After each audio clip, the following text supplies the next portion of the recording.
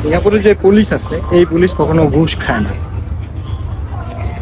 Non kind of যে কোনো ধরনেরই সিকিউরিটি হোক, ওরাও কোনো ঘুষ খায় না। আপনি যে কোনো একটা ঝামেলা করে ফেলছেন, আপনার পানিশমেন্ট পাওয়াই লাগবে। পানিশমেন্ট পাওয়া ছাড়া আপনার বিকল্প কোনো পথ নেই। কোনো বড় ভাই, ছোট ভাই, আত্মীয় স্বজন কারোর কথা কেউ শুনে না। এখানে কিছুদিন আগে ডরমেটরি, আমাদের যে ডরমেটরি, এই ডরমেটরিতে একটা ঝামেলা হয়েছিল। মানে একজন একটা ফ্যান ঢুকাইতে চাইছিল, মানে একটা নিষেধাজ্ঞা ছিল আর কি ওই ফ্যানে, মানে ছোট ফ্যান আনতে পারবো না। এটার কারণে ওনাকে প্রায় আধা ঘন্টার মতন আটকায় রাখছিল। পরে ওনার ভাগ্য ভালো যে ওনার কোনো জিএসটি জরিমানাটা না কিছু করে নাই, ফাইন করে নাই। তো তখন বুঝলাম আর কি যে পুলিশ কোনোভাবে ওই যে ঘুষ খায় না।